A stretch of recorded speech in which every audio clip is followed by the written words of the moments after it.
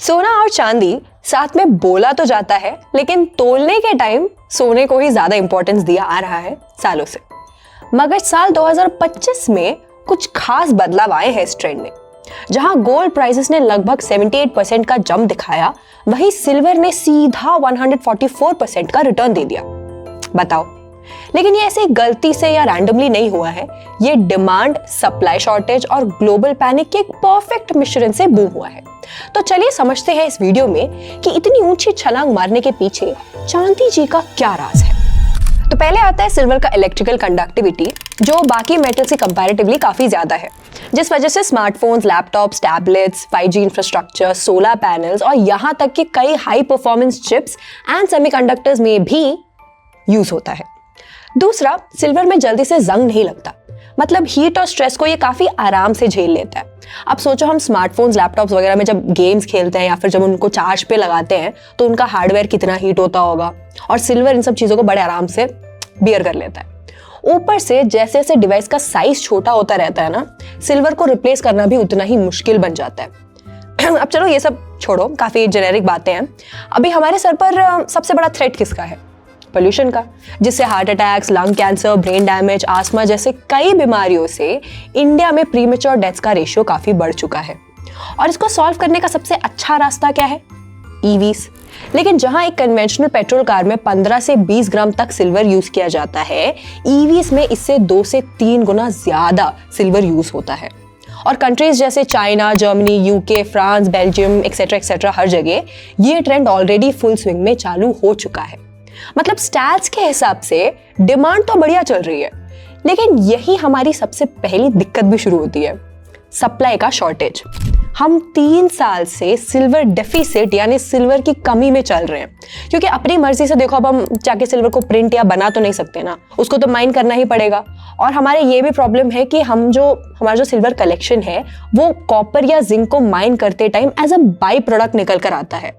तो मतलब अगर सिल्वर का प्राइस डबल भी हो जाए तब भी हमें माइनिंग पर ही डिपेंडेंट रहना पड़ेगा।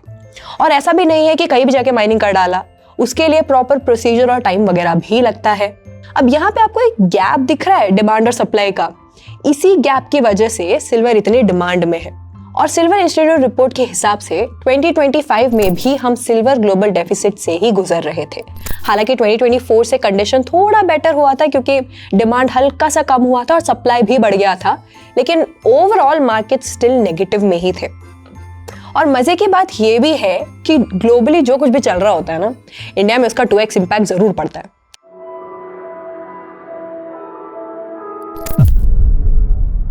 जोक था भाई, जोक था। अब देखो, यूएस डॉलर्स के कंपैरेटिवली इंडियन रुपी काफी वीक करेंसी है, और अनफॉर्चुनेटली हमारा 90% सिल्वर इंपोर्टेड है। मतलब हमें यूएस डॉलर्स में पेमेंट करना होगा। अब सोचो, $1 ऑलमोस्ट 91 रुपीज के इक्विवेलेंट है। तो अगर ग्लोबली सिल्वर के प्राइस में कुछ खास बदलाव नहीं भी आता, तब भी इंडिया में हमें वो बहुत ज्यादा ही लगता उसका प्राइस। इसको कहते हैं करेंसी इफेक्ट, जिससे हमें लगता है कि हाय सोना चांदी कितना महंगा हो चुका है, लेकिन एक्चुअल में ये रुपी वीकनिंग का एक साइड इफेक्ट है। लेकिन यहाँ एक गुड न्यूज़ भी है कि आगे जाके हमें smartphones, laptops, EV, solar panels ये सब काफ़ी काम आने वाले हैं होपफुली। तो उस हिसाब से अगर हम देखें तो सिल्वर में आगे जाके काफ़ी पोटेंशियल है ग्रोथ का। तो अगर आपको ये सुन के सिल्वर में इन्वेस्ट करने का मन कर रहा हो, तो मैं आपको बता देती हूँ कि सिल्वर में लोग जनरली 4 तरह से इन्वेस्ट करते हैं। पहला है ETF। यहाँ सिल्वर को स्टॉक मार्केट में शेयर्स की तरह सीधा जाके खरीदा जा सकता है। ये काफी इजी और ट्रांसपेरेंट है, लेकिन आपको छोटा सा ब्रोकरेज और एनुअल चार्जेस देना पड़ेगा। दूसरा है हमारे पास डिजिटल सिल्वर। यहाँ आप सिल्वर को छोटे छोटे अमाउंट्स में खरीद सकते हो, लेकिन आपको 3% का GST और स्टोरेज चार्जेस बाद में पे करना पड़ेगा।